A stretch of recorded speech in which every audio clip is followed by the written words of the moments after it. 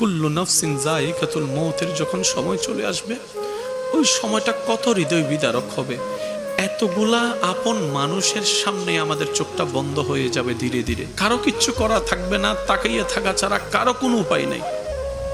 মৃত্যুর যন্ত্রণা যখন সামনে চলে আসবে না, হয়তো অনেকেই থাকবে সামনে, অনেকেই থাকবে, স্বামী থাকবে, স্ত্রী থাকবে, সন্তানরা থাকবে, মা বাবা থাকবে, অনেক পরিচিত মানুষরা থাকবে।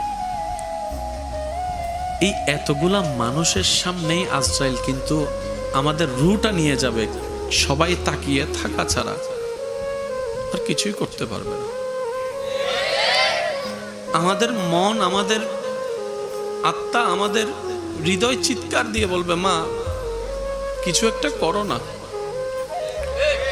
ওমা আমি না তোমার কলিজার টুকরা, আমার নিঃশ্বাস নিতে কষ্ট হচ্ছে মা, আমার কেমন জানি দম বন্ধ হয়ে আসছে, আমার কেমন জানি নিঃশ্বাস বন্ধ হয়ে আসছে, মা গো আমার কেমন জানি চোখটা বন্ধ বন্ধ হয়ে আসছে, আমার মন বলছে আমি তার বেশিক্ষণ দুনিয়াতে থাকবো না।